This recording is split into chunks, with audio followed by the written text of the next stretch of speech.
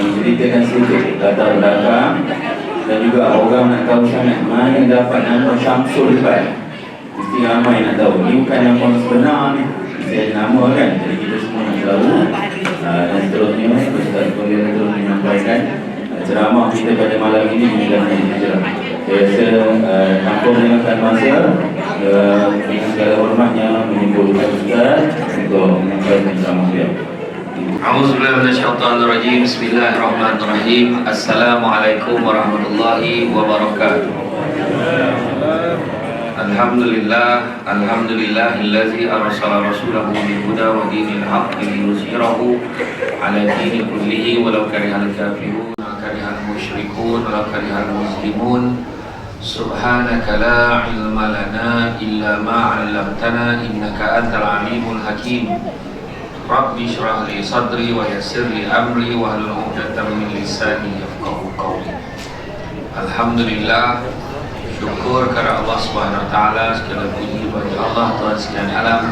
Salawat dan salam ke atas junjungan besar Nabi Muhammad sallallahu alaihi wasallam. Masih banyak diucapkan oleh tuan pengerusi acara, bahaya Tuan Pengerusi Masjid, Tuan Imam, barisan jatuh kuasa, rubalang penggerak aktiviti masjid, pemimpin tempatan di semua peringkat yang berkesempatan hadir, dan seterusnya tuan-tuan dan puan-puan yang dirahmati Allah sekalian. Alhamdulillah, syukur sangat-sangat pada malam ini Allah dan izin dapat kita bersama-sama berada di dalam majlis ilmu pada malam ini, yang mana Nabi sebut barang siapa yang mengikuti jalan-jalan ke majlis ilmu, maka Allah akan anugerahkan kepadanya jalan-jalan ke syurga. Amin. Mudah-mudahan. Jangan lupa hashtag bagi syurga balik lagi. Jadi hari ini kita bersama-sama pada malam ini, bak kata orang makan sirih berpinang tidak, pinang ada di Kota Melaka. Makan sirih mangan tidak, tagah dek budi dengan bahasa. Kalau orang dah bertanya, kenalah kita jawab, kan? Jangan biar benda tu tergantung, walaupun dah ponik dan Syamsul Debat menceritakan keadaannya, apa sebab namanya Syamsul Debat. Sampaikan ada yang tanya dalam media sosial ni, dia tanya kenapa nama bapak dia Debat. Kan, kalau tak cerdik tu jangan tunjuk ke orang, susahnya dia tanya, jangan sampai orang semua tahu kan. Dulu sebelum saya bersara daripada sebagai seorang pejabat awam, saya dulu bergelar pengarah undang-undang dan penguasaan, legal advisor. Saya pencet bersara awal, bersara pilihan. Alhamdulillah, saya bersara pilihan, saya dah ada kad bersara. Bila tunjuk dekat hotel dapat 10% diskaun. Jadi sebelum saya bersara dulu, saya dah diundang untuk berceramah. Jadi bila saya berceramah di luar, saya tak nak pakai nama jawatan rasmi kerajaan sebab takut konflik. Sebab bila saya berceramah nanti, orang kalau tahu jawatan saya, dia akan call pejabat sebab nak panggil saya ceramah. Jadi saya tak nak perkara itu berlaku. Jadi bila saya berceramah di luar, saya akan gunakan jawatan, nama jawatan saya, jawatan NGO saya, jawatan pertubuhan luar, iaitu saudara, orang kenal saya, nama betul saya Saudara Syamsul Amri bin Haji Ismail, Presiden Pertubuhan Alumni Debat Malaysia, ADAM. Jadi bila ceramah kat luar, saya pakai nama tu lah. Jadi Presiden Alumni Debat Malaysia, Presiden Alumni Debat Malaysia. Sampailah satu tempat di Surau Puncak Setiawangsa, Kuala Lumpur, penganjur tu dah terlupa nama saya. Siapa tak nama budak yang ceramah ni? Tak apa, tak nama Syamsul apa tak. Tapi jawatannya debat-debat macam tu lah. Dia pun tulis dekat whiteboard tu, malam tu penceramah malam ini Syamsul Debat. Itulah mula, sebab dia terlupa. Dan salah seorang yang dengar ceramah pada malam itu adalah CEO TV Al-Hijrah. Dia mati-mati menyangkakan nama saya Syamsul Al-Debati. Melekatlah nama itu sampailah ke hari ini. Dan bila dia bawa ke dalam TV Hijrah, Syamsul Debat. Saya sendiri pun suka nama tu dulu, tapi tak ramai sangat panggil lah, tak lah kan. Akhirnya dan ada orang panggil saya, tak panggil sama sebab pun dekat TV Hijrah tu, kru-kru tu dia panggil SD, jom SD kat mana? SD dah sampai mana dah? SD nak buat macam mana? Okey, dia panggil SD. Itu sebabnya saya kalau pihak surau, pihak masjid tanya saya, kalau letak nama saya dekat banner tu letak SDR, Senior Doctor. SDR Saudara Syamsul Debat, SSD. Sebab bila dia letak Ustaz Syamsul Debat, USD mahal, takut tak boleh bayar. Macam tu keadaan. Biarlah Saudara Syamsul Debat. Lagipun tuan guru kat depan saya ni lagi ramai daripada saya. Saya ni taklah pandai sangat, sekadar kongsi. Macam tu lah lebih kurang ya. Lebih kurang sampailah ke hari ni. Dan mak saya semua dapatlah tempiatnya, keluarga saya pun dapat tempiatnya. Mak saya dengan maklum saya dia membantu Bilal mandi jenazah. Kadang-kadang dia senyap je orang yang cerita, ni lah Mak Syamsul Debat. Dia kata kan, tak dapat ambil gambar dengan anak, dia dapat gambar dengan mak dia jadilah. Dia kata dia macam tu lah. Mak saya pun terbabit sama tuan-tuan dan puan sekalian. Itulah lebih kurang. Dan sebenarnya tak adalah apa sangat pun kan. Sampai satu tahap saya pun penat lah dengan nama tu kan. Jadi saya macam hari tu pada bulan Mei itu saya ambil keputusan dah penat. Sebab saya ceramah tu memang betul tadi yang kata booking setahun tu bukan main-main. Betul. Macam kalau orang tanya hari ni bila kosong, sekarang kan tanya kosong, Alhamdulillah tak adalah sampai setahun, tapi bulan 2 tahun depan. Bayangkan. Dan saya ceramah hari-hari. Saya ceramah hari-hari, pagi, petang, malam, pagi, petang, malam. Bayangkan. Jadi mak saya sampai tak nak dengar jadual saya. Dia kata, aku dengar jadual kau pun penat dah. Macam tu lah. Sebab saya tajuk tak, semua tajuk panggil saya. Pasal kebersihan, pasal apa panggil saya, pasal tata tertib panggil tu lah. Tapi sebabkan tu.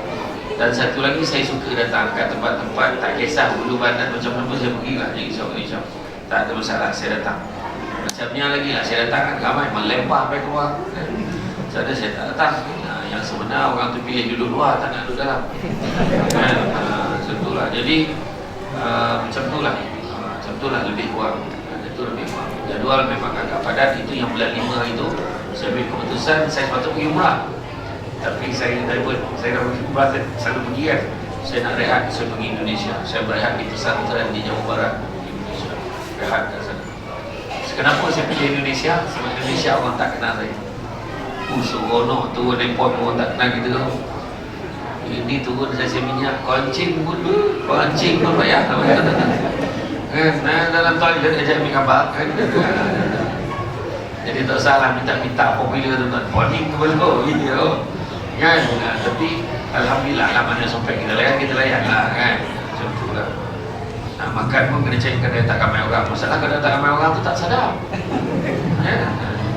Jadi itulah hijrah juga kan. Itulah hijrah. Indahnya hijrah. Bila dah berhijrah berubah jadi Syamsul Debat ni, kita rindu zaman sebelum kita jadi Syamsul Debat. Kita boleh ke mana-mana, rehat, relax, orang tak peduli. Ada orang tu pula kan best kalau aku glamour macam dia, tak usah lah minta kan? Jadual kan pono. Bayangkan semalam ada pernah sekali itu jadual saya, tuan-tuan tu bayangkan. Malam tu Kuala Ketil. Malam tu Kuala Ketil habis ceramah lepas maghrib, habis aku 10 minum pukul 10. Esok pagi tu Kuantan. Kuantan pukul 9 pagi dapat hotel Zenith 5 bintang. Hotel 5 bintang tapi sampai subuh. Sampai sana ke hotel tu subuh. Azan subuh. Tahu kan azan subuh? Masuk bilik tidur 2 jam betul ceramah pukul 9 ke UMP Gambang. Petang tu dekat Kuantan Port dekat Pekan. Malam tu berlimau. Saya punya marah dekat PA, saya ingat aku naik helikopter pun. Bayangkan macam ni. Pernah sekali tu malam tu camp Sungai Udang. Esok pagi malam tu Masjid Tanah. Esok pagi tu camp Sungai Udang. Buat camp Sungai Udang, malam tu Sungai Siput. Sampai ke Sungai Siput tu ceramah sebab jam sekolah. Sampai dekat Sungai Siput, besok pagi tu Tanjung Malim. Sampai Tanjung Malim, petang tu dekat Batu Wer. Naik jambatan. Lepas Batu Wer, malam tu kuliah. Pagi esok tu Hospital Kubang Krian, Kelantan. Lepas Hospital Kubang Krian, petang tu komplek Mahkamah Kelantan, Kota Baru. Malam pada hari Bobusam. Dari segi maksudnya, hijrah ni adalah berubah, berpindah daripada satu tempat ke tempat yang lain. Kalau Nabi sebut pula hijrah ni termasuk juga berubah dari satu keadaan pada keadaan yang lebih baik. Pada buruk pada baik, baik pada lebih baik kepada lebih baik. Kalau tengok dalam satu hadis, Yang penting sekali di sebalik daripada hijrah itu adalah disebutkan dari Amirul Mukminin Abi Hafs Umar bin Al-Khattab radhiyallahu anhu, dia berkata, aku mendengar Rasulullah SAW bersabda, sesungguhnya setiap perbuatan itu tergantung pada niatnya. Inna a'malu binniyat, kita dah biasa dengar. Dan sesungguhnya setiap orang akan dibalas berdasarkan apa yang dia niatkan. Dan siapa yang hijrahnya wa makana hijratuhu ila dunya, siapa yang berhijrah dia kerana dunia, au amaratin yankihuha fajratuhu. Dia kalau siapa yang berhijrah, lain nak bunyi pun kan, barang siapa yang berhijrah tu kerana apa? Pertama kerana dunia atau kerana wanita yang dinikahinya, ataupun dia berhijrah kerana Allah dan Rasulnya, maka siapa berhijrah kerana Allah dan Rasulnya, maka hijrahnya adalah kerana nak mendapat kerana Allah dan Rasulnya. Siapa hijrahnya inginkan dunia dan kerana wanita yang dinikahinya, maka hijrahnya akan bernilai sebagaimana yang dia niatkan. Wa man kana hijratuhu ila dunya aw amaratin yankihuha fa hijratuhu ila ma hajara ilaihi. Maka sesuailah dengan apa yang dituju. Inna a'malu binniyat. Yang paling penting dalam penghijrahan adalah niat. Nabi, ada orang cakap Nabi jadi pelarian. Tak betul tuan-tuan dan puan sekalian. Bila orang cakap pelarian, macam mana pula pelarian? Sebenarnya Nabi keluar daripada Mekah, bukan senang. Mekah itu adalah tempat kelahiran Nabi. Nabi tinggalkan Mekah sebab Allah suruh. Itu je. Allah perintahkan Nabi, tidak, apa tidak? Ada pahala, ni kampung aku, pahala aku kena tinggalkan tempat ni. Tentulah kan. Macam sekarang lah, orang lelaki kan tiba-tiba bertugas kan. Ada tak kita macam Nabi, dapat surat kena bertukar tempat lain? Contoh kan, dah seronok duduk dekat sini kan, dah seronok duduk kat tempat orang putih ni, Slim River kan. Tak main lah kan, tak main lah Sungai Slim kan, Slim River, Sungai Kurus tak, dia Slim River. Jadi dah seronok sini, kebanyakan kita dapat surat berpindah, dia akan buat surat rayuan, mohon penangguhan kerana ada beberapa urusan yang masih belum diselesaikan, minta tangguh kan. Dah seronok duduk sini kan, macam-macam lah, surat kuning, surat hijau, minta sokongan YB dan sebagainya supaya dia dapat lanjutkan sebelum dia pindah. Nabi tak, dah Allah Ta'ala suruh. Dan nak menunjukkan bahawa Nabi ni merancang kan penghijrahan Nabi. Nabi datang ke rumah Sayyidina Abu Bakar dan mengajak Abu Bakar untuk menemankannya dalam hijrah. Dan bila menemankan tu, apa Sayyidina Abu Bakar kata? Sayyidina Abu Bakar menangis sebab tak sangka dia dipilih. Kan? Bila dah setuju, besok kau standby besok. Dan di rumah Nabi pada ketika itu kita tahu tentera kafir Quraisy ni bermesyuarat ni sebelum pada Nabi nak hijrah ni, dia orang semua meeting. Bila dia meeting tu, semua ketua-ketua kabilah tu meeting. Dia meeting macam mana kita nak buat ni Muhammad ni. Dia sebarkan agama ni. Oh bahaya betul lah. Dia menyebarkan Islam ni, bahaya kita. Jadi apa kita nak buat? Salah seorang cadang ni, dalam salah seorang ketua kabilah tu ada seorang yang menyamar jadi ketua kabilah, iaitu syaitan. Iblis ni dia menyamar jadi ketua kabilah, pakaian yang cantik, laksana orang yang hebat-hebat, orang golongan bangsawan. Dia datang, masa bincang-bincang dia kata jangan penjara-penjara, nanti habis dia dakwah, dia sebarkan juga dakwah dia. Tapi macam mana? Kalau dia terseksa dia, jangan, tak payah seksa, bunuh je. Kita bunuh saja, disadangkan. Jadi cadangan itu telah diterima sebulat suara. Dan siapa yang bunuh, bawa penggal kepada Muhammad, bawa pada kita bagi dia ganjaran sebanyak 100 ekor unta. Macam itulah. Sedangkan Nabi kat rumah, Nabi pula strategi, okay, besok kita nak hijrah macam ni lah. Bila nak hijrah tu kita nak buat macam mana? Kita akan gerak pukul berapa? Siapa yang akan bawa turun pandu dia? Kita minta tolong dengan Abdullah Raiki. Siapa dia ni? Jadi seorang yang bukan Islam, tetapi dia mahir perjalanan nak pergi keluar daripada Mekah pergi ke Yathrib. Yathrib di mana? Nama baru sekarang Madinah Al-Munawwarah. Jadi nak hijrah, sedap dengan cerita, mengangur mulut semasa. Kalau bab dengan cerita kan, tak makan pun tak kau lekor kan. Jadi lepas pada tu bila dah apa, dia beritahu pada Sayyidina Ali, nak beritahu, wahai Ali, aku ni nak berhijrah, jadi minta tolong kau. Ini terjemahan yang tak macam tu berat kan. Kau cakap apalah, cakap lagi 9 bulan Nabi ini kan. So dia bagi tahu, minta Sayyidina Ali gantikan Nabi di tempat tidur. Nabi dah diilhamkan untuk buat demikian. Sayyidina Ali apa dia kata? Terbaik dia kata. Seronok dia sebab dia dapat peluang untuk terlibat sama dalam penghijrahan Nabi, walaupun sekadar menggantikan Nabi di tempat tidur. Cuba kalau kita ke luar tu dah ada dah askar-askar tentera kafir Quraisy dah standby nak bunuh kita. Ada orang dah ready nak tumbuk imam lah, nak belasah imam. Imam kata ke Bilal, mana Bilal? Imam pun cakap ke Bilal, kau gantikan aku ke tempat tidur, orang nak belasah aku ni, kau menyamar jadi aku. Agak-agak Bilal sanggup tak? Imam sanggup tak sanggup? Saya tak sanggup dah.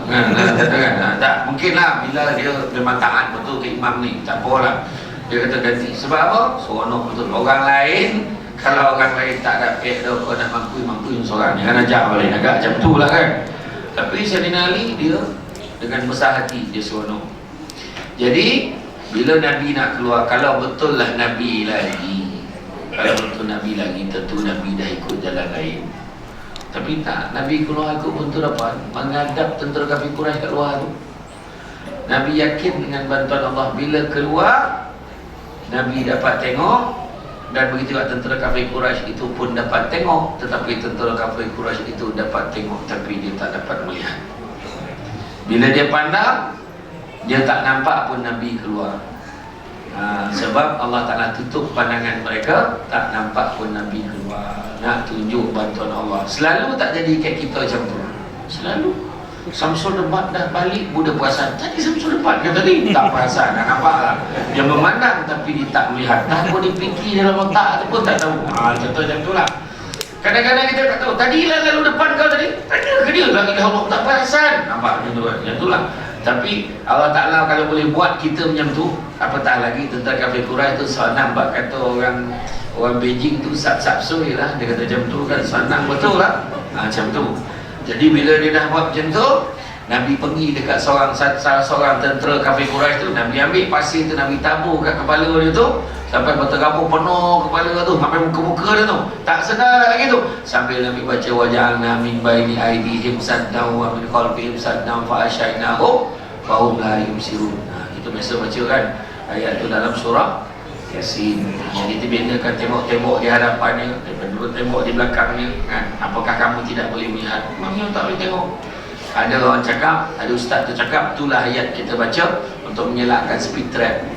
Baca lah kan. Masuk je highway, baca.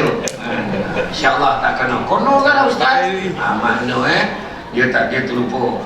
Yang polis pun mengaji sekarang ni. Jadi polis dah baca dulu ayat tu, jadi kau tak nampak dia nampak kau. Tu yang kono tu kau sama juga jangan kau ingat polis tak mengaji. Polis mengaji, dia pasang lagi awal, dia pun wajar Nabi baini aidi. Itu yang kono tu buat kan. Jadi Nabi pun keluar. Bila Nabi keluar, dikatakan dalam satu ayat, ada seorang lelaki kafir Quraisy biasa, orang kebanyakan bukan tentera, dia nampak Nabi lalu, dan Nabi tabur pasir tu nampak, dia pergi. Kenapa kamu biarkan tadi Muhammad dah lalu dah tadi? Kenapa kamu biarkan? Kenapa kamu tak bunuh dia? Mana ada? Tak ada. Kami tak nampak. Kau nampak? Tak nampak. Kenapa? Tak nampak. Aku pun tak nampak. Dia kata, apa dia buat? Dia pergi tinjau. Dia seorang tu pun pergi tinjau. Elok dia tidur dalam tu. Yang sebenarnya tidur tu Sayyidina Ali. Macam tu lah cerita. Lagi bosan dengan cerita kan. Lepas tu keluar, Nabi buat apa? Nabi pergi dekat, dan orang kata Nabi menyembunyikan diri di gua apa? Hira pula dah. Gua Hira timur wahyu kat gua apa? Baik jawab. Saya camak ke Kuala Bila, ada satu masjid, saya tak nak cerita masjid mana. Saya cakap, masa tu camak maulud, makcik apa maksud selawat makcik? Apa maksud selawat? Nyaut sayur seorang makcik, ceramah lah, tanya pula.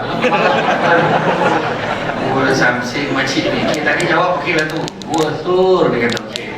Nabi pergi ke Gua Sur. Siapa yang pergi umrah, kadang-kadang dia ada peluang darah dapat pergi Gua Sur. Betapa sempitnya dalam tu, dan semua berebut-rebut nak duduk dalam ruang tu, nak semayang, nak solat kat dalam tu. Dapat semayang sekejap jadilah kan. Okey. Jadi keadaan Nabi duduk kat sana dulu lebih sempit lagi daripada keadaan sekarang. Kan? Jadi bila Nabi pergi ke sana, kalau betul lah Nabi ni bukan pelarian, kenapa Nabi bimbing situ? Silap, itu strategi.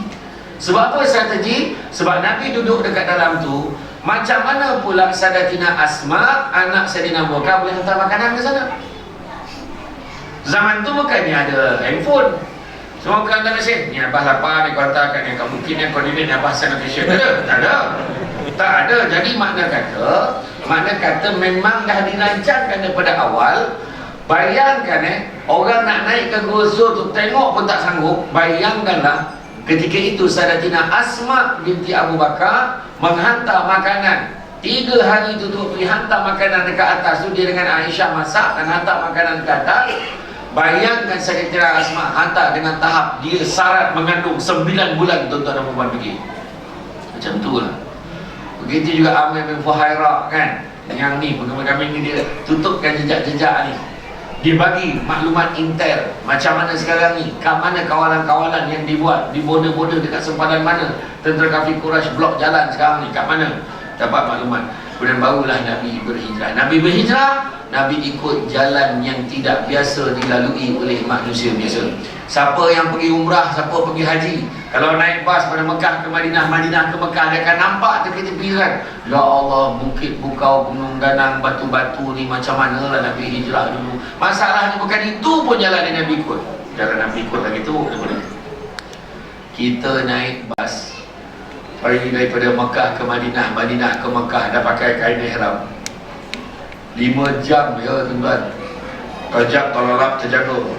Lambek lagi kau Ustaz, tanya kat Mutawif tu.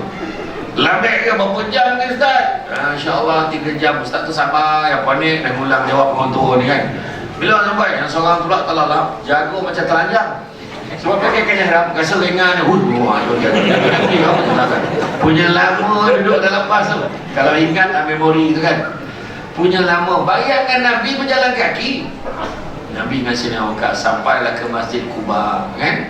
Sampai Masjid Quba, sampai kawasan Quba, Nabi bina masjid. Itu je kita ringkaslah cerita. Kemudian Nabi sampailah beberapa hari perjalanan Nabi. Kalau siapa ada peluang pergi umrah lagi, jangan lupa singgah dekat masjid Nabi, dekat muzium Nabi. Boleh tengok tu perjalanan, catat perjalanan Nabi ni.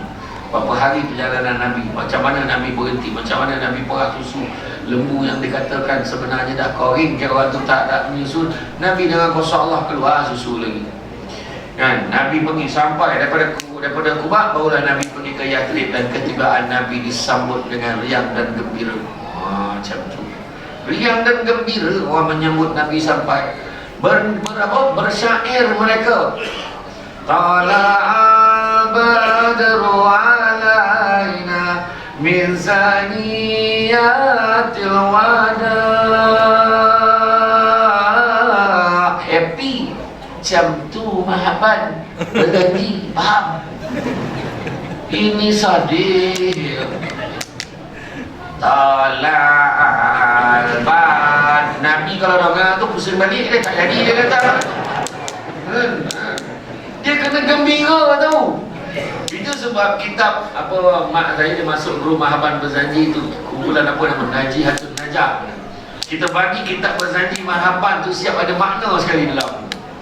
Tala'al badru alaina, telah datang bulan purnama kepada kami. Macam tu lah. Seronok lah. Datang dia dah jam tu bunyi kan. Datang dia. Tak jadi kita datang. Nada wajib syukru alaina, maka wajiblah kami bersyukur. Kenapalah kita tak syukur kan? Macam itulah. Jadi, dan masa bila Nabi datang, berebut-rebut orang nak suruh Nabi tidur kat rumah dia.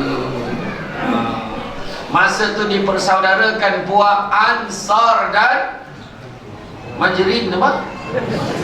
Muhajirin, Majrin tu challenge ke wati tu kan. Muhajirin. Apa beza Muhajirin dengan Ansar? Apa beza? Jangan risau, saya jawab boleh risau. Puak Ansar ada puak yang duduk, orang yang memang duduk menetap di Yathrib. Muhajirin orang yang mendatang. Kan? Macam orang sini, ada orang Negeri Sembilan. Dia kahwin dengan orang sini, langsung tak boleh balik Negeri Sembilan. Lepas itu sibuk cakap kahwin dengan Negeri Sembilan, nanti tak boleh balik kampung. Sama pergi kampung orang lain, tak balik Negeri Sembilan. Jangan salahkan orang Negeri Sembilan. Contoh orang ayat kan. Tak adalah saja ya. Yang sebenarnya bukan salah kampung tuan-tuan, tu salah perangai masing-masing. Baliklah kampung sini kan. Bukan tak nak balik Ustaz. Ada sekali tu saya ceramah tak macam mana terkeluarlah ayat cakap Negeri Sembilan tu, keluar menggeletek, cakap keluar mengelintir. Saya sebut ada seorang kat Sarawak, saya cakap beria galak kat belakang. Rupanya orang-orang baru dah 10 tahun tak balik. Dia teringat arwah mak dia sebut dulu. Tapi setakat ni bahasa saya boleh difahami kan. Boleh lah, saya buat sesekala je. Sesekala je kan. Jadi bila tu dipersaudarakan Puak Ansar dan Muhajirin, pada ketika itu berebut-rebut nak suruh Nabi tidur rumah siapa. Dan Nabi pilih tidur rumah siapa? Nabi memilih untuk tidur di rumah seorang ni yang bernama Abu Ayyub Al-Ansari. Kalau kita tengok di Masjid Nabawi, kita nampak pintu masuk Abu Salam, kita nak masuk tu kan, pintu masuk depan tu yang kita beratur sekarang ni. Dulu tak payah beratur pun, sekarang beratur kan, pakai sistem pusing sini nak masuk, nak pergi Raudah kan. Dekat luar pintu tu ada satu bangunan tembok, satu tembok tegak, dia tak letak label apa-apa, tegak je macam tu. Padahal ada macam lubang angin sikit dekat atas tu dia buat. 4 segi macam tu, 4 segi macam tu. Dia tapi ada seorang dululah, masa sebelum ditutup, ada seorang lelaki duduk dia kawal kat situ. Orang tak tahu. Itulah tapak rumah Abu Ayyub Al-Ansari, dekat dengan pintu tu.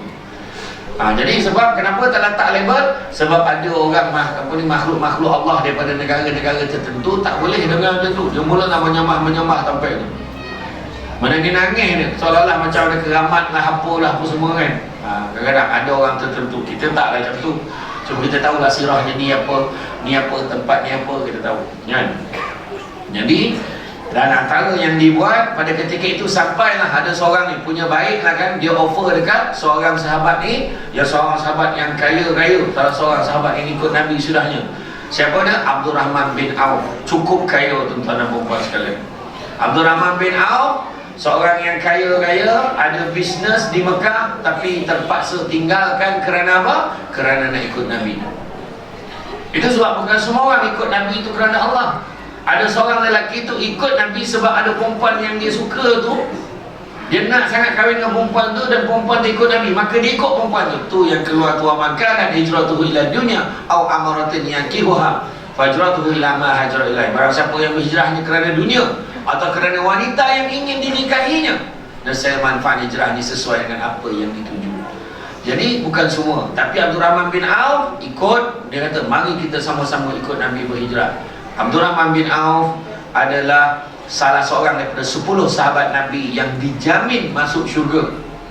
Tetapi dialah senarai yang tak akhir sekali masuk, sebab dia paling kaya, duit paling banyak. Jadi banyak soalan yang dia kena jawab sebelum masuk syurga. Jadi tuan-tuan tak salah minta kaya, lambat masuk syurga kan. Nampak nak kaya tanggungjawab dia besar kan. Sederhana, itu sebab Nabi pilih hidup sederhana. Jadi Abdul Rahman bin Auf pergi, dia bawa 2 je kat tangan dia. Apa dia bawa? Dia bawa keju dan minyak, cheese dengan minyak dia bawa. Masa dia bawa tu keju dengan minyak, dia bawa sampailah ke, kalau jumpa dengan Sa'ad bin Rabi'. Nabi persaudarakan Sa'ad bin Rabi' dengan Abdul Rahman bin Auf. Abdul Rahman bin Auf ni, Sa'ad bin Rabi' ni siapa? Dia adalah merupakan saudara unta leher panjang. Bukan, dia adalah merupakan saudara kurma. Dia adalah pemilik ladang-ladang kurma, orang kaya di Yathrib. Jadi dia kata, wahai Abdul Rahman bin Auf, kau cakap kau nak apa? Aku ada tanah-tanah banyak, kau pilih je kau nak yang mana. Macam tu lah persaudaraan Puak Ansar dan Muhajirin pada ketika itu. Abdul Rahman bin Auf, tak apa, Maha Suci Allah, syukurlah banyak-banyak atas kebaikan kau ni, tak apalah aku tak nak. Kalau macam tu, tak apa, aku ada ramai isteri, mana satu kau nak? Kau cakap. Open tender. Bukannya dah pilih siap-siap. Dia kata ni, sekarang ni mana ni antara isteri-isteri aku ni, mana nak tunjukkan perempuan. Macam tu open cara fikir. Dia kata ni, aku ni isteri-isteri ni, mana satu yang kau nak? Dia bukan cakap aku dah ramai isteri, kau ambil lah. Ni pun malas dia, kau ambil, aku tak nak. Tak. Dia kata mana satu kau nak, kau cakap dengan aku. Tapi Abdul Rahman bin Auf kata apa? Maha suci Allah, semoga Allah memberkati kamu. Sungguhnya aku tak nak. Tak mau dia. Itulah tahap persaudaraan puak Ansar dan Muhajirin. Tidak mengambil kesempatan atas kebaikan saudaranya. Tetapi hari ini masyarakat dewasa ini mengambil kesempatan atas kesempitan orang lain. Tengoklah berapa banyak skamer-skamer yang tidak bertanggungjawab, menipu orang-orang kampung. Termasuklah orang di luar negara yang bernama Slim River. Dia letak muka Ustaz Don, dia letak muka Samsul Debat, dia letak muka Ustaz Arianto, keluar pelaburan saham yang menguntungkan, risiko sangat rendah, bayar 1,000 dapat 7,000. Betul tak? Betul. Untuk beberapa orang pertama memang dapat. Betul lah, dapat 7,000 lah. Masuk kali kedua dengan dia hilang. Ya betul. Jangan percaya. Dengan ini saya sebut, kalau ada orang letak muka Samsul Debat, pelaburan itu tak betul, saya isytiharkan. Kan? Itu sebab kata orang, kan, kain songket benang sutera, lilit sabalit buat selempang, ilmu yang banyak jadi cahaya walaupun sikit menjadi terang. Makna kalau bab saham ni tolonglah belajar dulu, jangan main tonyoh, ingat nak untung ni. Tu boleh cerita takkan dapat duit, rupanya along. Ada dalam media sosial sekarang ni, tak susah dah. Tekan dapat duit, rupanya dia bagi pinjaman. Jangan main sekarang ni macam style. Bila orang tu buat pinjaman pula, bila buat pinjaman, dia kena bayar dalam tempoh 3 minggu. Dia sepatutnya pinjam 3,000, dia dapat 2,200. 800 dah ambil simpan siap. Dalam minggu pertama boleh bayar, minggu kedua tak boleh bayar, minggu ketiga tak boleh bayar. Dia kata awak kena bayar sekarang tak kena bayar, kalau tidak awak siap. Tiba-tiba dapat satu call, dia betul ke awak hutang ni, jangan risau, saya tolong awak settlekan. Pak, dia bayar 5,000 ke orang tu, orang ni kena bayar pula ke orang ni. Itu style dia sekarang. Pak, tak boleh bayar 5,000, kena bayar, kalau tidak awak siap. Datang lah, awak ada hutang dengan dia 5,000, tak apa, saya tolong awak. Dia bayar pula 8,000 ke orang ni. Patut sudah dia jadi 8 lapis. Total semua 8 orang, 8 kepala dia berhutang. Total dia berhutang 35,000, tak termasuk bunga yang diada-adakan. Itulah cerita. Tapi balik cerita tadi, Abdul Rahman bin Auf kata, aku tak nak, habis kau nak apa? Cukuplah kau tunjukkan aku mana jalan pergi ke pasar, kerana aku nak berniaga di sana. Pergilah Abdul Rahman bin Auf, berbekalkan minyak dengan keju yang dia bawa tadi, pergi dekat pasar, dia berniaga di pasar. Pada ketika itu didominasi oleh puak-puak Yahudi. Bayangkanlah, Abdul Rahman bin Auf bermodalkan keju dan minyak, akhirnya dia jadi peniaga yang berjaya. Bila jadi peniaga yang berjaya, kalau kita tengok sebab apa orang suka berusaha dengan Abdul Rahman bin Auf, sebab dia jujur, dia amanah, dia tak menipu. Dia jual unta, bayangkanlah, dia jual unta modal 1,000, dia jual balik unta tu pun harga 1,000 dinar. Macam mana? Apa soalan orang tanya? Modal 1,000, jual pun 1,000, apa soalan orang tanya? Apa untung itu? Jadi untungnya adalah pada talinya. Tali yang mengikat unta tu dijual dengan harga 2 dinar. Jadi boleh pilih tali itu nak warna apa. Warna purple, warna merah, warna apa. Jadi untung setiap ekor unta tu Abdul Rahman bin Auf dapat 2 dinar saja. Tetapi bila ramai orang berurusan, maka banyaklah keuntungan yang dia dapat. Maknanya sebenarnya Islam dah lama mengajar kita tentang sistem volume. Yang penting banyak orang beli kat dia. Orang lain jual beli unta 1,000, jual 2,000. Tak, dia jual 1,000 juga, tapi untung dekat harga tadi. Abdul Rahman bin Auf ni kekayaan dia, bayang punya kaya lah. Setelah ketiadaan Nabi, Abdul Rahman bin Auf bayar gaji setiap isteri Nabi. Ada 2 pegawai yang akan, 2 pengawal yang akan mengawal isteri-isteri Nabi setiap kali nak pergi pasar, nak beli barang. Perbelanjaannya pun Abdul Rahman bin Auf yang bayar. Kemudian segala benda-benda keperluan nak beli tanah, beli apa, keluarga Nabi, Abdul Rahman bin Auf yang bayar. Kemudian dia juga yang menyumbang setiap kali peperangan. Tak pernah dia sumbang, tak sumbang, mesti sumbang. Kemudian pada mangsa peperangan Badar, mana keluarga yang terlibat lah, yang kematian di perang Badar ni, setiap ahli keluarga tu, setiap keluarga dapat. Mana bukan setiap seorang, mana satu keluarga tu semuanya akan dapat. Dia bagi pampasan pada setiap keluarga tu. Tak kurang harga nilai duit hang ni RM400,000 setiap seorang. Kalau nilai yang tu. Itulah dia Abdul Rahman bin Auf. Tuan-tuan dan puan sekalian, nak tunjukkan macam itulah kayanya Abdul Rahman bin Auf. Tapi banyak soal siasat. Jadi cukuplah cerita tu kan. Faham ke tak faham? Jadi sekianlah ceramah hari ni. Bukan susah kan? Tak ada kok. Tapi mana kata nak bagi tahu innamal a'malu binniyat, kan? Sesungguhnya segala perbuatan itu bergantung pada niatnya, dan setiap orang akan mendapat apa yang diniatkannya. Hari ini tuan-tuan dan puan sekalian, kalau kita melihat hijrah ni, Nabi ada sebut satu perkara, sesungguhnya tidak ada lagi penghijrahan selepas Fathu Makkah. Tak ada lagi dah. Tak ada. Yang ada cuma niat dan jihad. Yang ada cuma niat dan jihad. Maknanya niat tu sendiri pun susah dah. Dan yang keduanya, jihad, perjuangan nak melaksanakan apa yang kita niatkan tu pun susah. Jadi dua perkara tu je tinggal sekarang. Jadi tanamkanlah niat yang baik-baik. Kadang-kadang niat pun tanam. Contoh, niat datang masjid pun bukan senang. Malam ini pun bukan senang. Ramai ada yang tak pernah datang masjid, tiba-tiba datang malam. Kan? Kita pun heran, dia ni daripada mana datang? Jadi kampung ni ke kampung lain? Contohlah kan. Rupanya kampung ni juga, kenapa kau tak pernah nampak sebelum ni? Soalan dia kan. Tak ada, sebenarnya saya kerja luar, sibuk sikit. Dia kata kan. Datang dia ke dengan tahap jalan berliku-liku ni, berliuk-liuk tadi. Oh, mabuk-mabuk, muntah dalam plastik tu sebab nak sampai ke masjid ni. Ya, nampak banner, dia ikut map dan waste sampai dia. Tu jihad tu tadi. Bukan senang. Contohlah cakap, orang lelaki kan, cakap satu soalan.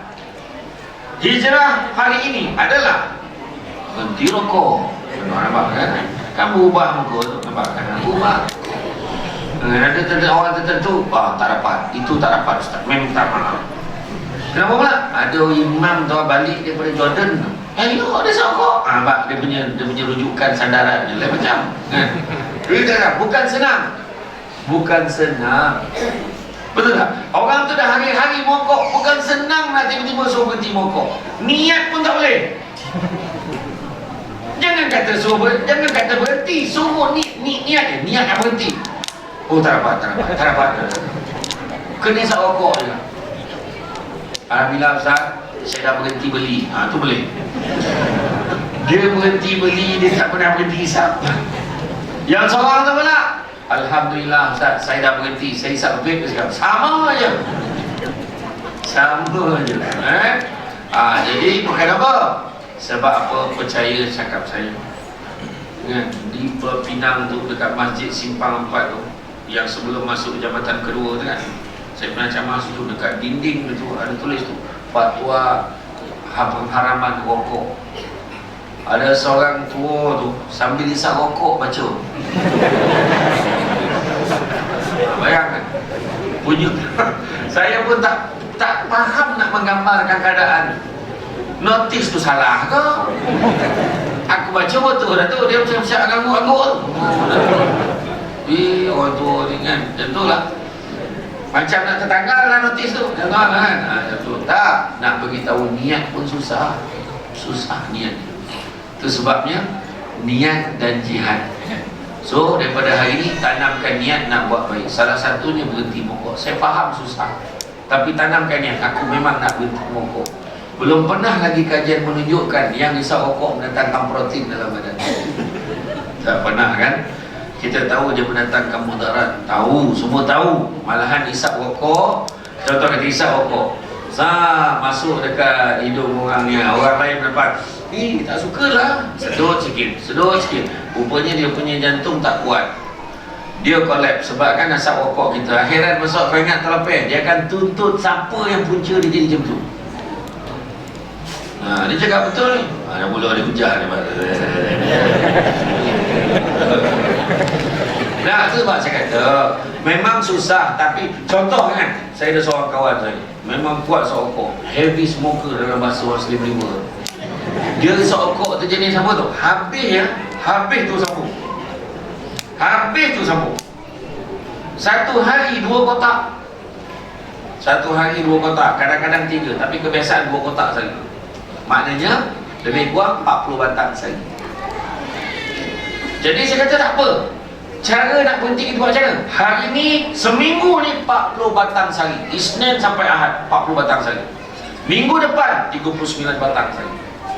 Minggu satu lagi 38 batang sehari. Buang 2 batang. Minggu satu lagi 37 batang sehari. Minggu satu lagi 36 batang sehari. Minggu satu lagi mati, tak sempat berhenti. Contoh kasar, tak betul. Jadi biarlah kita mati dalam usaha senang berusaha nak berhenti merokok. Berhujah dengan rokok ni payah.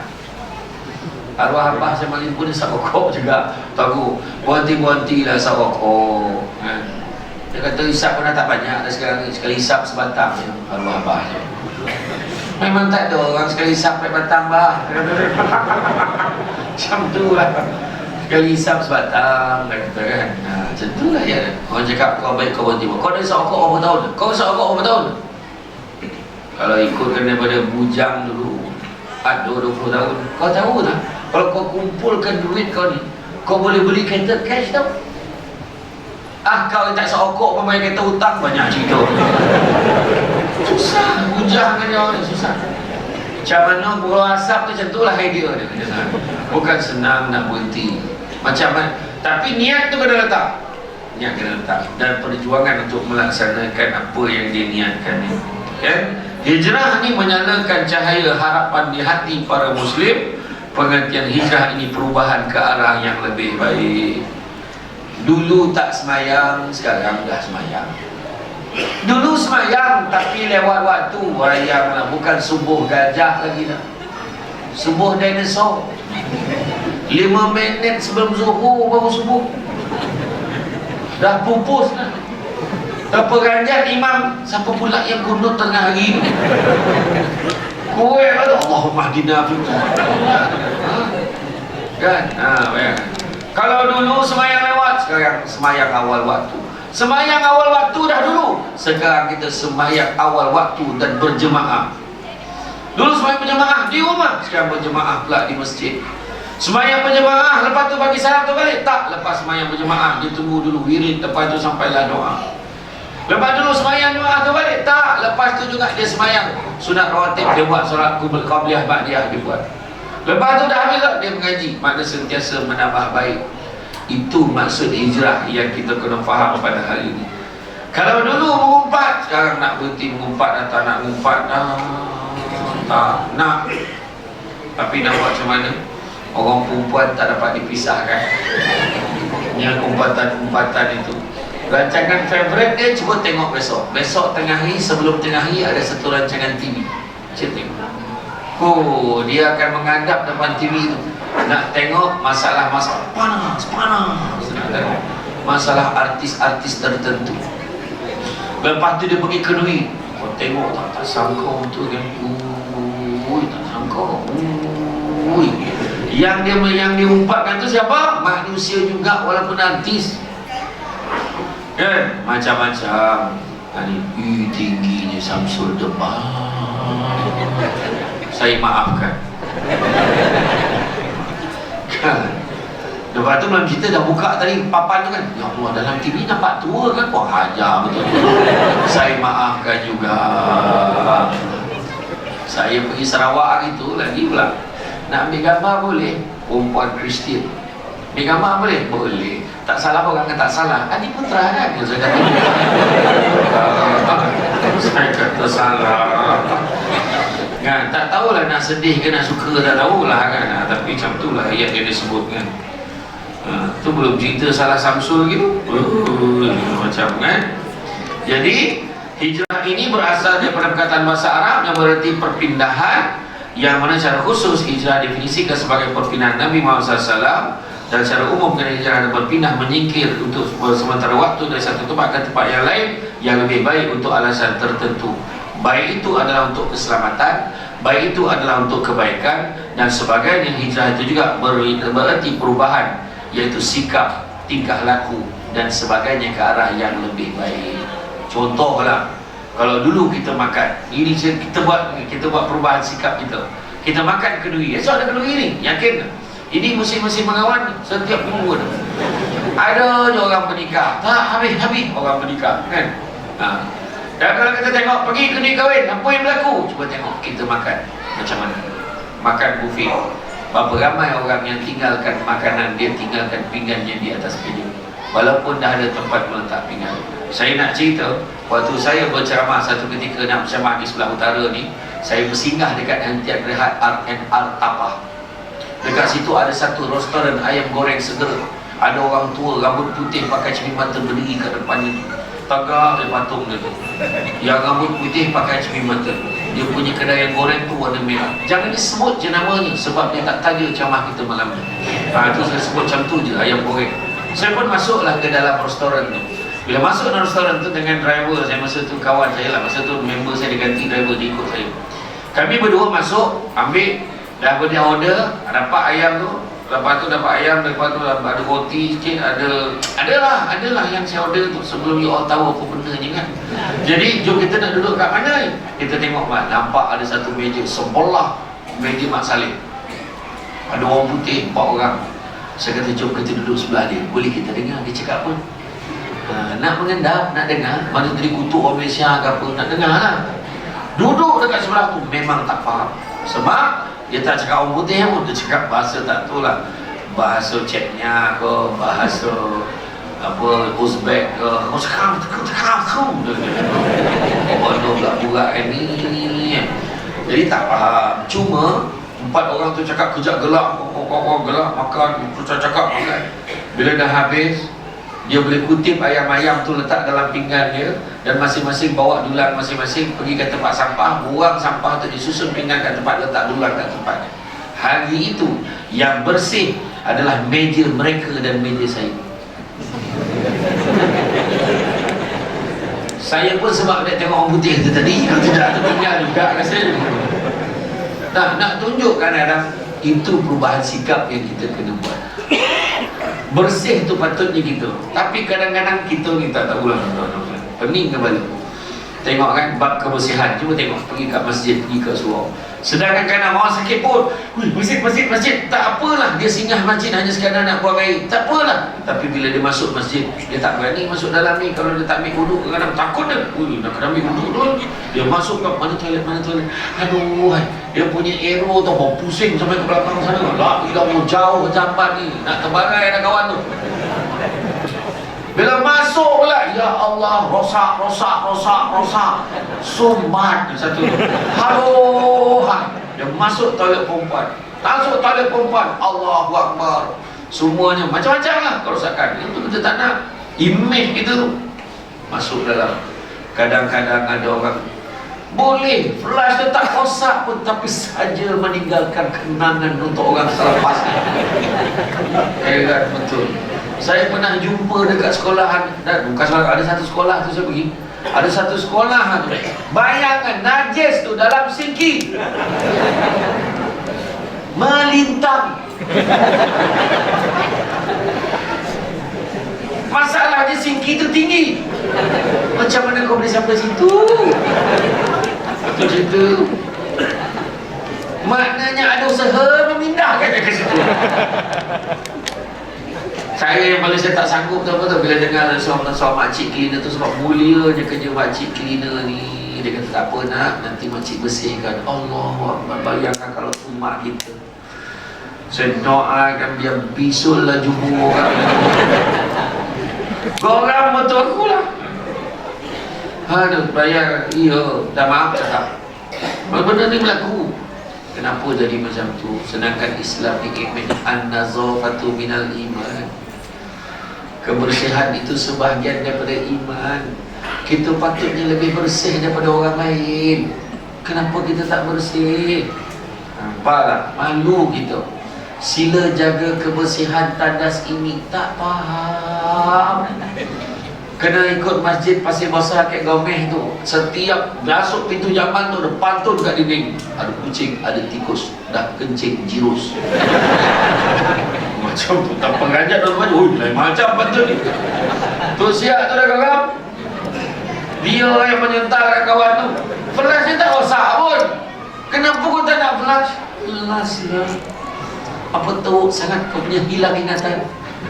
Tiba-tiba dia bersedar, apa aku buat kat sini? Macam tu lah. Jangan main-main, buat, jaga. Perubahan, kita kena buat perubahan yang lebih baik. Makna pengertian hijrah dalam Al-Quran surah Al-Mudaththir ayat kelima, perintah meninggalkan keburukan dan kemaksiatan dan tinggalkanlah segala perbuatan yang keji. Kita tinggalkan perbuatan yang keji. Surah An-Nisa ayat 34, berpaling dari isteri yang tidak patuh. Laki-laki suami itu pelindung bagi perempuan, yakni isteri, kerana Allah telah melebihkan sebahagian mereka laki-laki atas sebahagian yang lain perempuan, dan kerana mereka laki-laki telah memberikan nafkah dan hartanya, maka perempuan-perempuan yang soleh adalah mereka yang taat kepada Allah dan menjaga diri ketika suaminya tidak ada. Kerana Allah telah menjaga mereka. Perempuan-perempuan yang kamu khawatirkan akan nusyuz, adalah kamu beri nasihat kepada mereka. Tinggalkanlah mereka di tempat tidur, dan kalau perlu pukullah mereka. Tapi jika mereka mentaatimu, maka janganlah kamu mencari-cari alasan untuk menyusahkannya. Sungguh Allah Maha Tinggi lagi Maha Besar. Macam itulah nak didik isteri pun dia beritahu. Itu pun satu perubahan yang kita kena buat. Berpaling pada isteri yang tidak patuh, maknanya berpisah tempat tidur. Tapi hari ini orang perempuan yang memisahkan diri daripada lelaki tempat tidur. Orang lelaki yang kadang tak tahan kan? Itu masalah. Kesian banyak aduan saya terima. Tapi betul lah orang perempuan cuba jangan garang-garang sangat dengan suami. Menurut kajian di Malaysia ni, suami mati dulu. Faham? Jadi cuba bagi layanan yang terbaik. Kadang-kadang kesian suami itu. Abang tak adalah, dia nak susun ayat. Abang teragak macam apa dia hilang ayat dia kawan. Abang teragak macam makan apa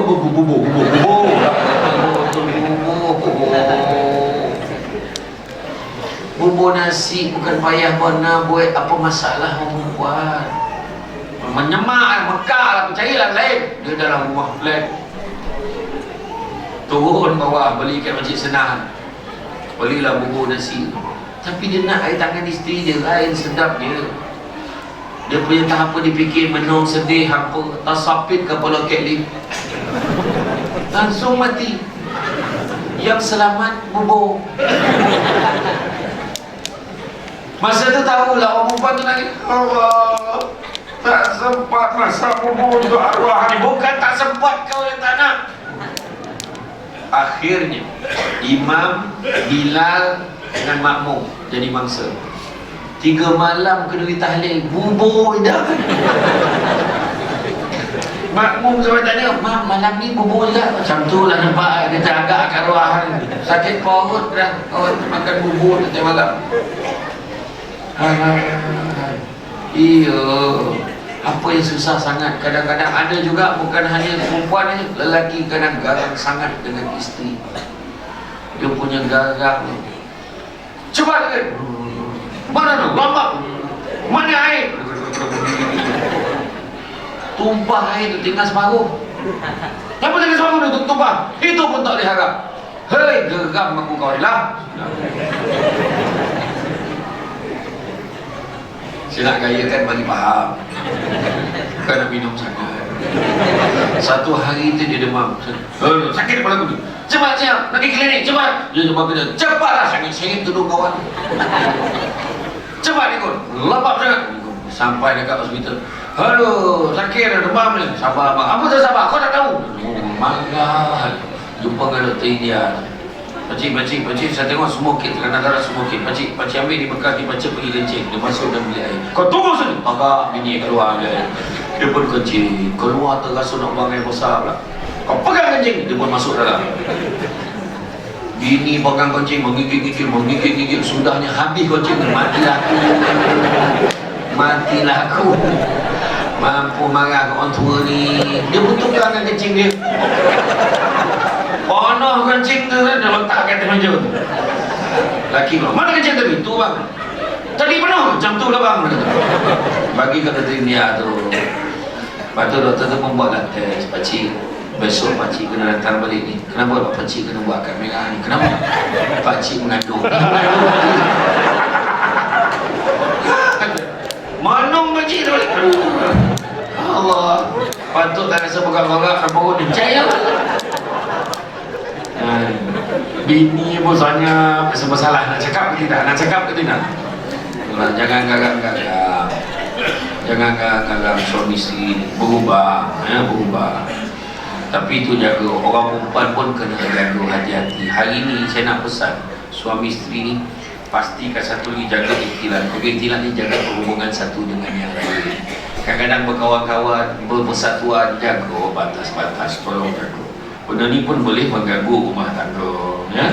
Begitu juga surah Al-Ankabut ayat 26, kembali kepada Allah dengan harapan mendapatkan hidayahnya. Surah An-Nisa meninggalkan tempat atau sifat kerana menuntut redha Allah, sanggup tinggalkan satu tempat kerana mengejar redha Allah. Contoh, suami bertugas tempat kerja, suami bertugas, isteri ikut. Walaupun kita terpaksa tinggalkan abang pada seronok duduk situ, minta maaf saya tak nak ikut abang, minta maaf saya tak suka lah. Tempat terbaik seorang isteri adalah di sisi suami. Ikut. Kadang suami nak berhijrah, ikutlah, permudahkanlah, buatlah ikut prosedur. Cabaran nak berubah, kenapa? Pertama, dia tak nampak sebab dia perlu berubah, dan yang kedua, dia tak tahu bagaimana nak istiqamah dalam perubahannya, ya? Kadang-kadang istiqamah adalah 9 huruf yang ringan dibicarakan, namun liat dan begitu berat untuk melakukannya. Antaranya, orang yang ingin berhijrah daripada dunia jahiliah. Kedua, orang ingin berubah daripada tabiat buruk kepada tabiat yang lebih baik, sekaligus meninggalkan tabiatnya yang buruk, dan kemudian ingin menjadikan rutin harian yang produktif tanpa sesaat pun dia melakukan perkara-perkara yang sia-sia di atas dunia ini. Jadi, kalau nak berubah ke arah yang lebih baik, ada 7 perkara yang kena ada. Pertama, matlamat mesti jelas. Apa dia? Aku nak belajar mengaji Al-Quran supaya aku boleh mengaji dengan lebih baik. Contoh, jelas. Aku nak mengaji lah, macam tu je, tak jelas. Aku nak semayang lah, selama ni kau tak semayang, tunggu mati, nanti orang semayangkan dia. Contoh, kadang-kadang kan, kadang-kadang orang kena jelas. Matlamatnya mestilah jelas. Kedua, melazimi taubat. Kita kena membiasakan diri kita bertaubat pada Allah. Itu sebab bila lepas semayang, imam mesti akan pimpin istighfar. Astaghfirullahaladzim alladzi la ilaha illa wal hayyul qayyum atubu ilaih. Kita pun dia kaji lagi. Astaghfirullah innallaha kana tawwaba. Astaghfirullah innallaha kana tawwaba. Ataupun Allahumma anta rabbi la ilaha illa anta khalaqtani wa ana abduka wa ana ala ahdika wa wa'dika mastata'tu a'udzu bika min syarri ma sana'tu wa laka bi ni'matika alayya wa bi dzambi faghfir li fa innahu la yaghfiru dzunuba illa anta. Urus segala istighfar. Ataupun astagfirullah, tu je paling simple. Nabi ajar, kaifa nastaghfir Rasulullah, katanya sahabat, Nabi jawab astagfirullah, astagfirullah, astagfirullah. Astaga, Nabi tak ajar. Astaga, pahala pula tak dapat pahala, astagfirullah. Kemudian kata Imam Al-Ghazali, jika kamu bertaubat hingga taubat itu gugur dan kamu kembali melakukan dosa, maka bersegeralah bertaubat kembali. Katakanlah pada dirimu, moga-moga aku mati sebelum sempat mengulangi dosa kali ini. Macam itulah, ya. Jangan tak nak lagi dah, tak nak ngumpat-ngumpat. Contohlah, saya bergaduh dengan imamnya, saya kutuk imamnya, tak boleh pakai imamnya, menyampah betul imam tu lah, contohlah. Tapi saya jumpa imam, mam minta maaf mam ya, saya cakap imam apa-apa ke, saya minta maaf tau mam. Imam pun, yelah sama lah kita pun, masih berapa banyak, saya pun minta maaf, kami sama, boleh jumpa. Tapi yang kita tengok dalam media sosial, kita tengok dalam TV, kita kutuk tak sesiapa manusia dekat dalam tu. Tak kisahlah menteri ke tak menteri ke, wakil rakyat ke, pembangkang ke kerajaan, tak kisah siapa, kita kutuk orang dalam tu. Dengan tahap kita sedar, kita ni siapa nak jumpa dia, kita tak ada peluang jumpa dia, buat apa saja buka akaun. Faham tak? Itu maksud saya, kadang kita cepat nak menghukum orang kan. Dia buat salah tak apalah, tapi sekadar bagi pandangan, jangan cakap ini tak boleh pakai ni, dia ni, kita tuduh macam-macam, kita cerita lah kat orang, sebar. Tapi masa bila nak minta maaf orang ni, tak ada masa. Itu sebabnya kita dalam hidup ni jangan sibuk-sibuk nak mengatur orang. Dia ada tajuk ni, ribah dan fitnah. Ribah cakap benda yang betul pasal orang, tapi orang akan terasa sebab tu mengata. Satu cakap benda yang tak betul pasal orang, itu adalah fitnah. Saya tak sempat nak cerita malam ni, mana kalau confirm kena panggil lagi. Ya, tu tajuk tu berakhir insya-Allah bulan 2 tahun depan. Okey. Booking jemaah. Ribah dan fitnah. Kemudian ketiga, berdoa kepada Allah, minta Allah bantu kita.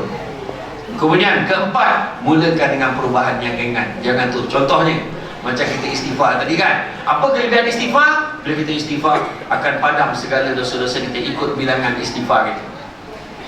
Contohlah hari ni buat berapa puluh dosa, katalah hari ni buat 50 dosa, tapi kita istighfar apa? Kita istighfar 1000 kali sehari. Ui, banyak ustaz, tak dapat tu. Siapa suruh tu buat 1000? Buat lepas subuh 200. Astagfirullah, astagfirullah, astagfirullah, astagfirullah, astagfirullah. Tak sampai 5 minit settle 200. Lepas zuhur 200, lepas asar 200, lepas maghrib 200, lepas isyak 200. Tak cukup 1000. 1000 sehari, tapi buat dosa 50 katakan hari ni.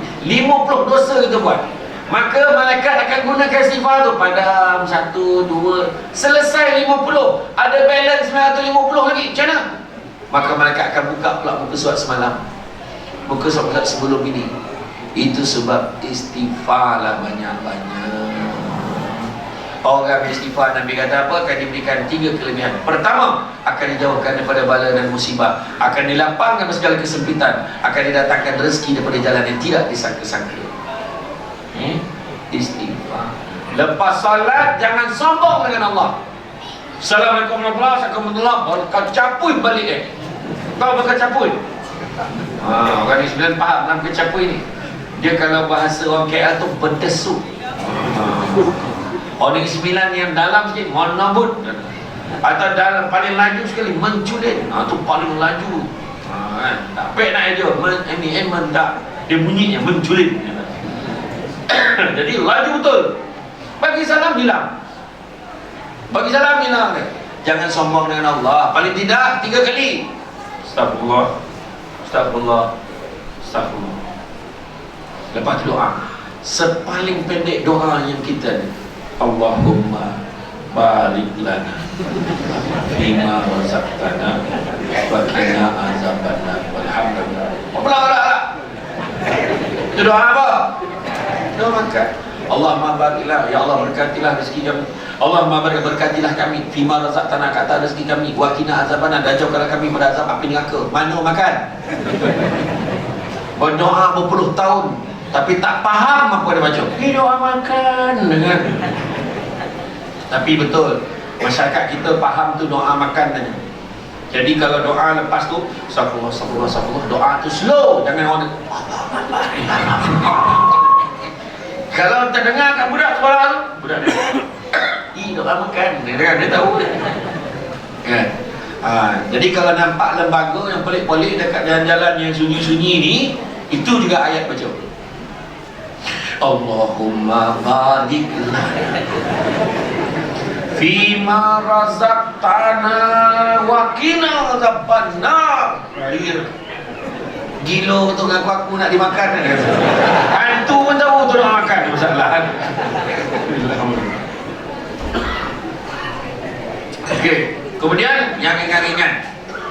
Macam contoh solat tadi kan. Macam solat tadi kita cuba ubah nak tambahkan solat sunat, buat solat sunat. Macam lepas maghrib tu buat solat sunat 2 rakaat. Kan? Buat. Kadang-kadang orang lain buat solat sunat 2 rakaat, dia relax sana kat dinding ni. Salahlah kau buatlah, aku dah banyak. Macam tu lah lebih faham. Macam tu lah. Jadi buat. Kan? Daripada Aisyah radhiyallahu anha, Nabi Muhammad SAW bersabda, wahai manusia, lakukanlah amalan mengikut keupayaan kamu. Amalan yang paling Allah sukai ialah amalan yang berterusan walaupun sedikit. Hadis riwayat Bukhari dan Muslim. Sedekah, masukkan duit pagi-pagi, zrap masukkan. Kan? Zrap tu makna banyak. Keting tu sikit macam tu kan. Nampak kalau lantung bunyi tahu duk siling masuk ni tahu dah kan. Jadi yang penting ikhlas. Tahu masalah 20 tahun kau punya ikhlas ke pelantungnya. Kan dia masuk senyap. Tisu masuk kau hajam tu. Kan masuk tu sumbangan. Bayangkan nak program daripada Palung 14 di Negeri Sembilan di Jempol tu, dia buat kempen pada Palung 14. Anak-anak sekolah rendah datang solat subuh berjemaah dapat duit belanja RM3 di sekolah. Bising lah abah, pergi masjid dapat duit belanja, pergi abah dia kata, abah tak pergi. Suhana pergi kan. Sudahnya buatlah kempen untuk orang dewasa. Siapa yang datang solat berjemaah 40 hari berturut-turut solat subuh berjemaah 40 hari berturut-turut layak untuk cabutan bertuah memenangi skuter. Ada 10 pemenang. Ramailah yang datang. Ada orang terlepas tu, hari ni terlelap Allah kosong kat semua. Dia setiap kali lepas mayang kena sign dengan AJK masjid. Nanti tak ikhlas ustaz. Memang dia kadang-kadang mula dengan tak ikhlas, tapi bila dia dah rasa kelazatan dia, boleh tahu. Tentang ada skuter 10 biji skuter, kociknya hal minta bagi kawasan. Settle. Orang kaya sini pun ramai, Slim River. Kan minta bantu. Kan? Contohlah. Jadi perubahan tu perubahan yang sikit. Dan sedekah walaupun 50 sen tak apa. Sebab Nabi sebut sungguhnya bala dan musibah tak pernah mendahului sedekah. Pilih persekitaran yang sama dengan misi kita. Kita nak berubah jadi baik, tak nak tinggal solat, maka kena pergi tempat yang orang bersolat. Pergi ke warung kop, pergi ke warkop. Macam mana? Warung kopi, warkop. Saya pergi Indonesia Pak, hari itu namanya warkop. Warung kopi itu warkop sebutnya. Dia memang dia reka-rekaskan semua. Rekaskan warkop. Pergi sana, pergi Indonesia macam Assalamualaikum Pak, selamat datang kat sini ya. Kat Malaysia nak dapat macam tu raja je. Kan? Jadi silakan Pak, silakan Pak. Di mana toiletnya? Sini Pak, saya tunjukkan Pak. Sini Pak, dia tinggal tak menyangkung sebelah saya. Risau lah aku dia masuk toilet. Macam tu lah baik ada orang. Driver tu kita ajak turun makan sikit. Tak apa-apa, aman Pak, saya dalam mobil aja Pak, dengan baju batik Jawa dia kemas tegak, dia duduk dalam kereta tunggu. Driver kat Malaysia ni sama konyang dengan bos kan. Kadang dia nak makan lagi banyak pada bos kan. Yang penting bos bayar kan. Tak apa lah. Satu budaya yang berbeza lah, tak apa lah. Kan kalau kita macam contoh lah anak-anak ni, ada yang nak berjaya dapat peperiksaan, dia kena bergaul dengan orang yang berjaya, anak yang sama-sama nak berjaya. Macam adik-adik tahfiz tu kan, yang sahabat dia bagi besar dia kepada orang. Tak, bukan semua lah. Tak, dia sahabat tu lagi tinggi, tu lagi banyak ayat dia tu. Dia bercampur dengan sesama dia sebab hari-hari menghafal sama-sama. Dia menghafal sebelah sokoknya. Tak dapat dah. Yang tu ada highlight lah. Yang seorang tu tak dapat dah budak tu menghafal. Ya, tu sebab dia bercampur dengan sesama dia tu. Kan? Cuba tanya tu, adik yang kecil, tak yang tu, yang kecil. Adik, dah berapa juzuk dah?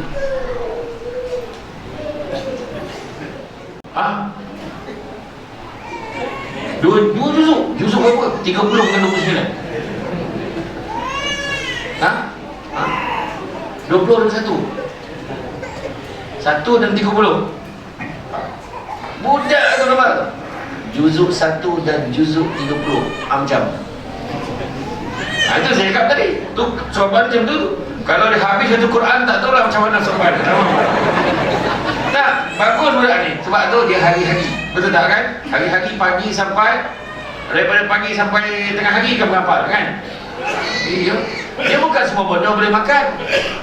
Kita orang cuba tengok lah, sampai ni ada kambing ke pun? Kau setakat mihun saya lah cakap begitu.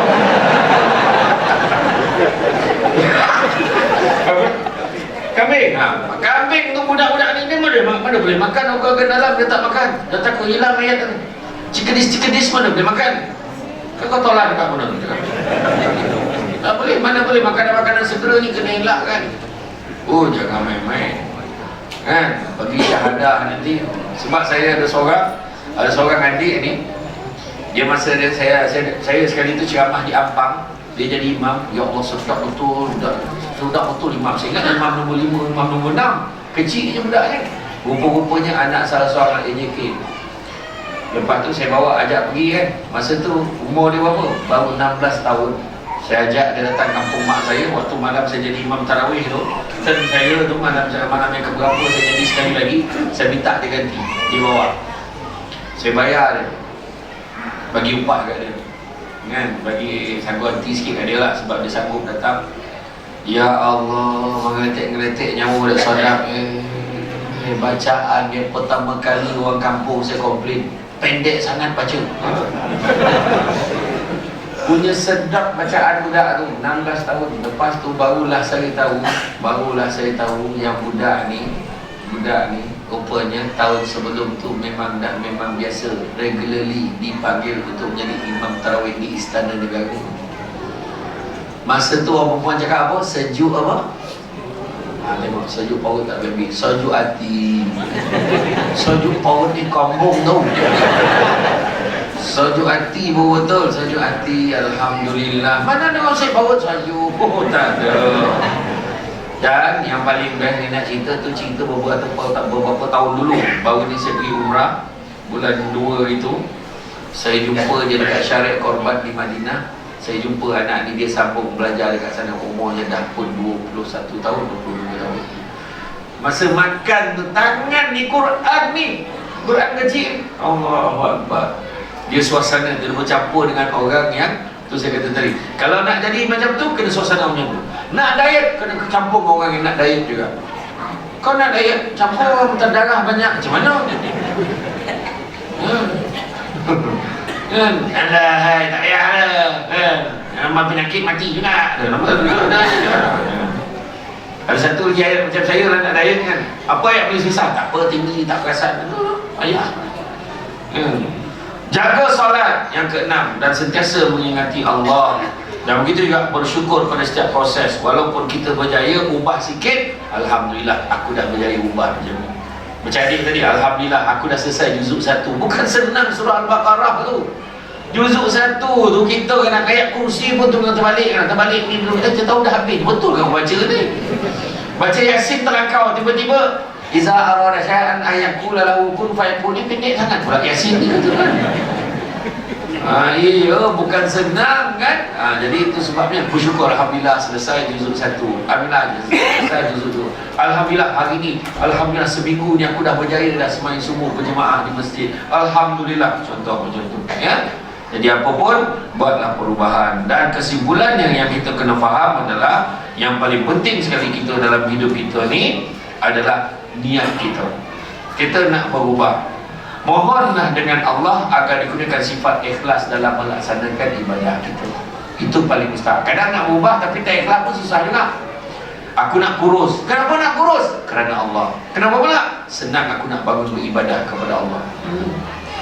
Ni aku nak kurus berapa? Nak lawa. Kalau muka tak boleh belah atau tak boleh belah juga lah. Tak usah lah fikir pasal nak lawa. Tapi kurus ini nak ringankan badan. Macam tu. Supaya menghadap Allah SWT. Kenapa kau nak kahwin? Kerana Allah. Ini kahwin kenapa? Mak bising. Mak memang bising. Masa bila mak tak bising? Bila kau nak kahwin? Bila kau nak kahwin? Dia kahwin. Bila kau nak beranak? Dah beranak, dapat anak. Lelaki je anak kau. Bila dapat anak perempuan? Dapat anak perempuan? Beranak lagi dia kau. Salah juga beranak. Yang soalan, kenapa kau nak kahwin? Kau kawan habis kahwin nak dengan saya belum kahwin. Susah nak jumpa orang yang jawab bila imam tanya, kenapa kamu nak kahwin? InsyaAllah mak, saya nak kahwin kerana Allah. Susah. Biasanya orang yang jawab kahwin kerana Allah ni biasanya lelaki yang dah kahwin. Biasanya. Itulah yang faham-faham, tak faham pula. Jadi Udair bin Iyad berkata, meninggalkan amal kerana manusia adalah riak. Beramal kerana manusia adalah syirik. Ingat tu. Beramal kerana manusia adalah riak. Tidak beramal kerana manusia adalah syirik. Seolah ada yang lebih besar pada Allah menyebabkan kita tak beribadah. Jangan. Ya? Jadi mohonlah dengan Allah agar kita digunakan keikhlasan. Hanya dengan niat yang ikhlas akan mendapat ketenangan di dalam hidup. Ayah bekerja sampai ke dini hari punya sawah dan punya ladang. Mari tanamkan bersama niat murni agar masa depan lebih gemilang. Balik tang mancing saat senja, pulang siang membawa ikan. Tanamkan niat, rajin usaha, jadilah orang berjaya kemudian. Ya? Jadi tuan-tuan sekalian, rasanya cukuplah sekadar itu. Kan? Saya faham tu cara pandang tonung tajam tu, saya faham. Kalau dah senia tu kan, saya faham tu.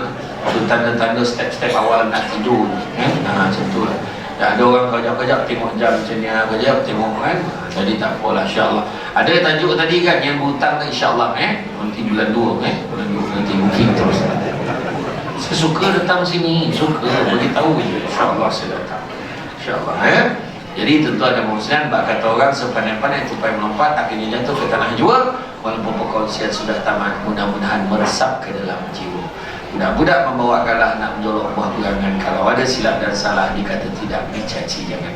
Tenang-tenang air laut sampai kelok boleh ke Tanjung, hati terkenang mula menyebut jasa baik, pihak masjid menyebut rasa nak tunjuk. Maaf banyak-banyak, salah silap dengan sahabat dan sebagainya.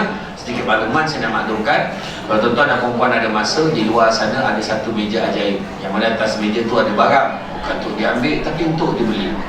Jadi jangan main sawuk buat balik kat beritahu. Yang pertamanya ada sambal crispy mengidap. Tu air tangan Mak Samsul depan. Sambal crispy tu dia tak pedas. Siapa makan tu memang mengetek-ngetek nyawa dia sedap. Dan biasanya siapa yang makan tu, geng-geng Singapura kalau makan tak sempat makan dengan nasi, dia gantah macam tu je. Berita baiknya dulu harga satu bekas RM15, hari ni alhamdulillah dia masih RM15 macam tu. Jadi dia tak ada kenaikan lah, adalah. Yang kedua, minyak wangi SD perfume. Minyak wangi Samsul debat, ada bau Aisyah, ada bau Danish, tapi dua-duanya lelaki perempuan boleh pakai, tak ada masalah pun. Saya suka bau Aisyah sebab bau dia lembut sikit. Dia boleh bawa solat, tahan lama. Dia ada satu tagline, tak mandi pun wangi. Harganya RM35 saja sebotol. Itu memang isteri saya bancuh sendiri. Isteri saya bancuh sendiri tu. Tu lambang kebijaksanaan wanita. Bukan sebab dia bancuh tu, sebab modal suami untung semua dia. Macam tu lah. Dan yang ketiganya susu kambing al-am. Susu kambing campur kurma, campur madu yang diizinkan. Faham ya? Maknanya madu rabah lah, bukan madu yang berdiri tu.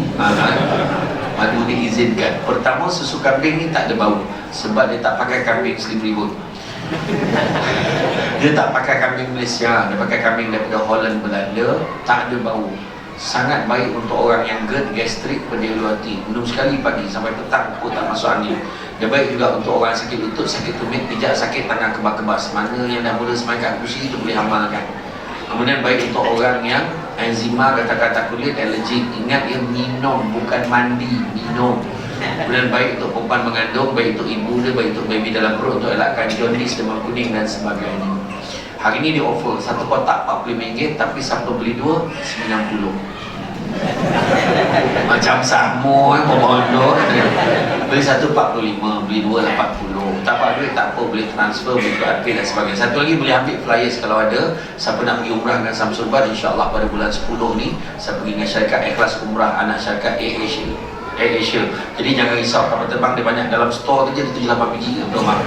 Jadi kemudian kalau pergi, cuma kalau pergi dengan saya customkan package dengan harga 8890. Kita naik flight turun di Jeddah, terus masuk Taif, tidur di Taif satu malam di hotel yang selesa. Esok tu ziarah, kemudian kita makan kibas golek kat satu villa yang cantik dan menawan, ambil gambar sampai lembang. Lepas tu kita naik lepas tu kita pergi Korno Manazil, mikot kat sana, jadi jaga ihram tak lama, 2 jam jaga ihram, terus pergi buat umrah. Malam yang last kita akan makan nasi kambing di ladang kurma. Kemudian kita akan naik bullet train ke Madinah, tak tambah duit lagi dah. Kemudian sampai di Madinah, malam last kita makan kapsashi, nasi unta. Dan balik nanti dibekalkan air zam-zam macam seorang. Ya, cuma ramai orang risau kalau pergi dengan Asia ni, dia risau pasal KLIA 2 jalan jauh, dia risau. Dia dah bersetuju dengan syarat yang saya letakkan, iaitu kita minta disiapkan bagi dengan wheelchair untuk semua jemaah supaya jangan jalan jauh. Saya tak terikat dengan mana masyarakat travel. Saya pergi dengan syarikat yang lain-lain. Saya tak boleh pergi dengan syarikat yang lain sebab saya nak pastikan kualiti itulah. Saya tak nak nanti main pergi je kan, tiba-tiba tawak KLIA potang dah sampai ke kampung pahala tu, balik hari je dah kena tipu ke orang katakan. InsyaAllah yang ini bukan promote ya, lebih kurang macam tu. Jadi saja daripada saya, semoga baik itu datang dari Allah SWT, kurang itu bercerita kelemahan saya sebagai manusia biasa. Pokok sekayu daun selasih. Thank you. kasih. Assalamualaikum warahmatullahi wabarakatuh.